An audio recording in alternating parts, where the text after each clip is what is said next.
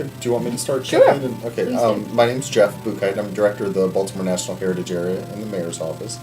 And I think one of the best things to say right up front is what is a heritage area, because I think it's the question that we get asked the most. And I think the best way of looking at it is a heritage area, and we're actually a national heritage area.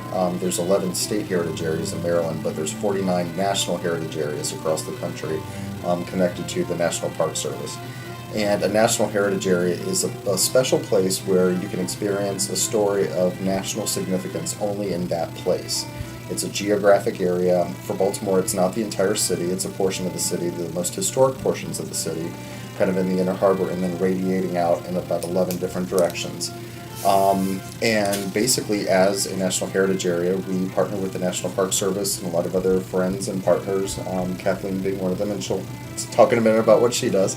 And we partner to do basically tourism development. And one of the best examples are our walking trails that we design out of the Heritage Area Office. Thank you. And the idea is to help build up understanding and visitation at a lot of our historic sites. And one of the best ways for us to do that is through walking trails, because then we can take visitors and expose them to multiple sites all in one sweep.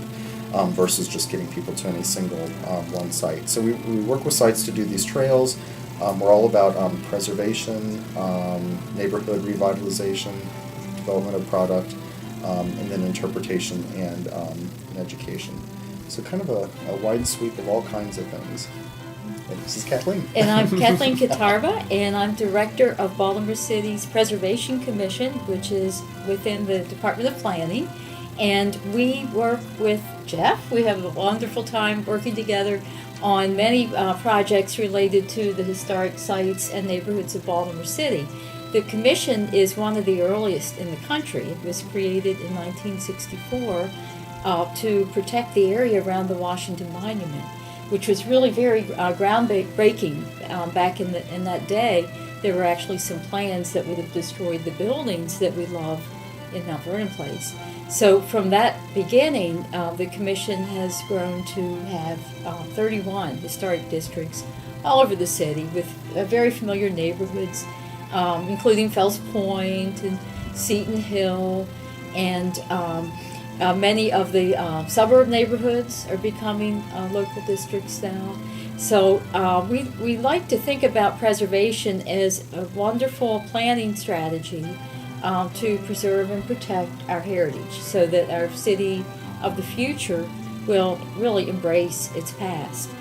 We have a landmark list as well, and brought you our landmark booklet. Thank you. This is updated online, so that this is an ever-growing list. It will never be finished, because Baltimore City is the kind of place where every week, every day, you can discover something that you didn't know about the city. But we have remarkable landmarks. There are 156 that are protected under Baltimore City's Landmark Designation Program, which is a function of our office. And many of the landmarks and the sites and the attractions and the neighborhoods are the ones included in the heritage area and in the trail system. And we certainly very much embrace heritage tourism. Mm-hmm. So one of our programs that probably folks are familiar with is the Edgar Allan Poe House and Museum. And there's the annual toast to Poe, where the mysterious visitor, until this year, leaves the bottle of cognac and roses. And we gave Poe the funeral he never had last year. And the mysterious visitor didn't come this year, so we think maybe there might have been some sense of closure. But this is a wonderful house to visit, and we work very closely with the Westminster Trust and the historic landmark, Westminster Hall, where there are always wonderful activities related to Poe and history. So those are a few of the things that we do.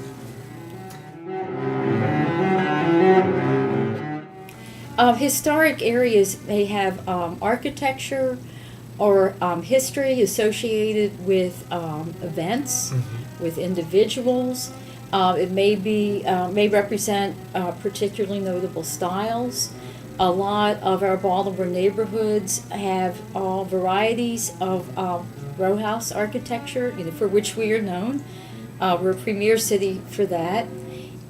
We have a lot of green spaces as well. So there are extraordinary parks that are within the historic districts and within the heritage area program. So those are some of the criteria that we consider when designating either a district or a Baltimore City landmark. And there are many benefits, and I know that Jeff will speak about the tourism benefits, but some of the financial benefits can include tax credits. The City of Baltimore, through our office, has a program to provide a credit if you rehab your house, if you complete a comprehensive rehabilitation project where you make a major investment. Typically your taxes go up, but if you apply through our program, you will receive a benefit for 10 years so that your taxes will not jump up because you did the right thing and fixed up your house. So there are other tax benefits at the state and the federal level. And then beyond all of that, there's the intrinsic benefit of keeping our neighborhoods attractive and keeping that irreplaceable fabric that you find in old neighborhoods. And all this stuff is just so closely tied together because it is intricately tied to tourism, because it's common sense. It's taken everyone, I think, a long time to figure it out, as much as it makes perfect, clear sense now, that people aren't going to come and visit something that's not there. So, thank goodness Baltimore has been on the cutting edge, and with Kathleen's leadership for years, has been on the cutting edge. Baltimore has over 59,000 buildings on the national or local register. The only city that's ahead of us is New York City. So out of this entire country, Baltimore's number 2, and not by much, in the most historic fabric that's intact. And that's pretty amazing. And so people should be proud of that, but it also brings a lot of tourism to our city. I believe it's our second largest industry in Baltimore. And that means tax money coming into the city, and hopefully for those who live here, their property tax can eventually be lower as we get more and more people coming to visit. So.